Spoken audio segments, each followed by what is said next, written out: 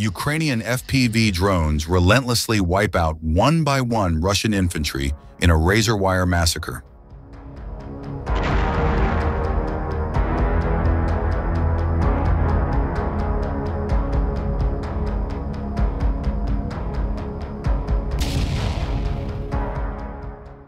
Wave after wave of desperate Russian attacks were crushed by the Ukrainian defense while trying to reach their encircled forces near Dobropillia.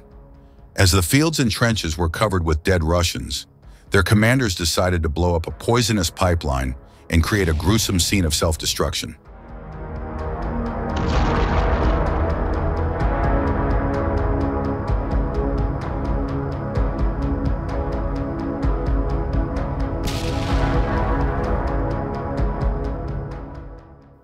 With battles going on for the village of Novotoretske, Russian infantry continued to pour in, but they were unable to overcome the prepositioned razor wire obstacles that Ukrainians had turned into kill zones.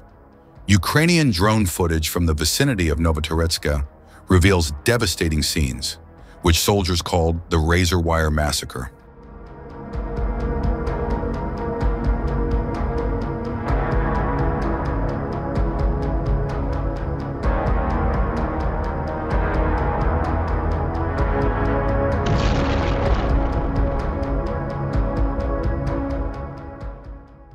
In just one short clip, more than 50 Russian bodies lie tangled in the steel coils and dragon's teeth that are part of the Ukrainian defensive lines. Others were piled up in the anti-tank ditches as Russian assault troops tried to crawl through them, with Ukrainian FPV drones catching them in the process. One by one, they were cut down as explosions tore through the wire barriers.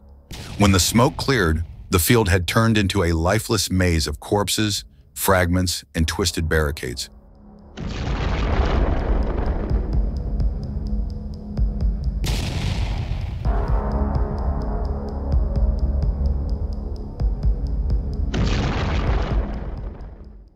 Russian commanders are desperate to reconnect with their cut-off forces near Dobropillia, as the encircled groupings are running out of food, ammunition, and any chance of relief.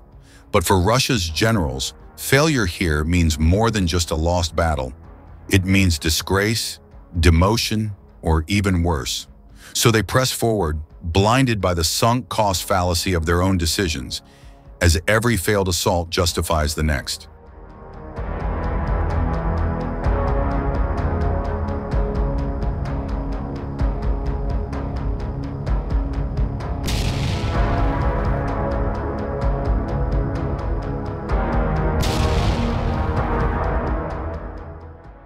The reality, however, is that the Ukrainians have prepared the area so thoroughly that every new attack only adds to the body count.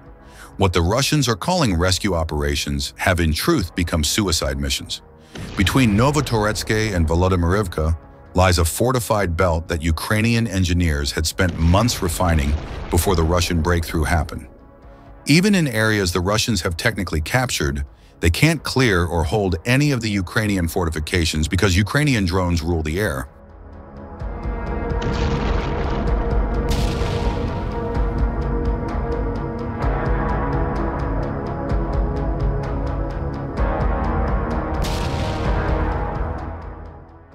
Two full rows of dragon's teeth block the movement of armored vehicles, followed by coils of razor wire and deep trenches that channel attackers into predictable paths.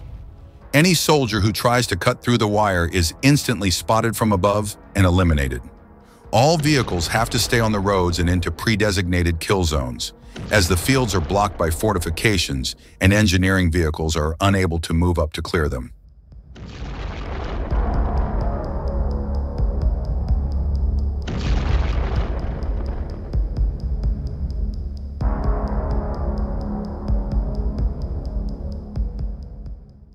After the infantry attacks failed so catastrophically, the Russians decided to try again with armor.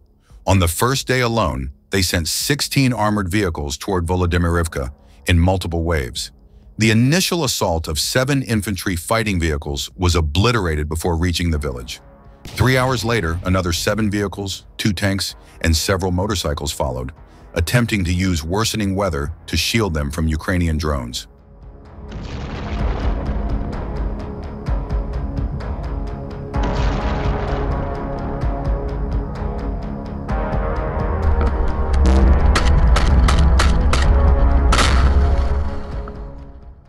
Some vehicles got stuck on the Dragon's teeth, and others were destroyed as their troops dismounted. In desperation, Russian commanders committed an act that stunned even their own men. They ordered the detonation of the ammonia pipeline near Rusin Yar, just to the rear of their forces and close to Volodymyrivka.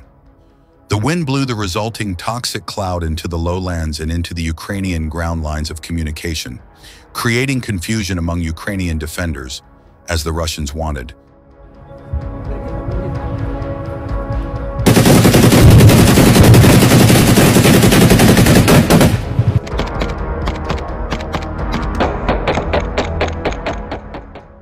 The explosion endangered everyone nearby, including Russian troops, as the wind could shift the fumes at any moment.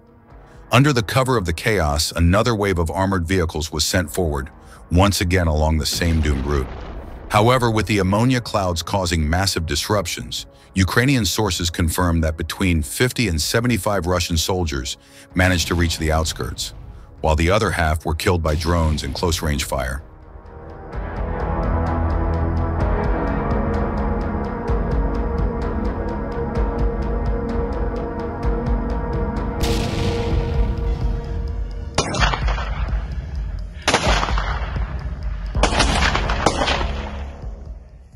The stakes near Dobropillia are now existential for the Russian command, and they are throwing men and machines into a fortified kill zone they can hardly overcome.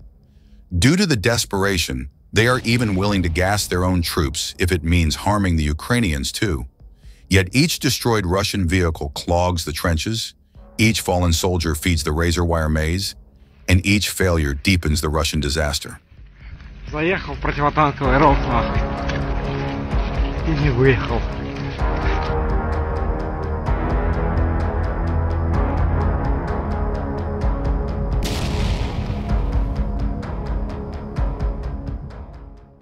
Earlier, soldiers from Ukraine's 93rd Kholodny Yar mechanized brigade began using ground drones to install barbed wire along the front line in Donbass.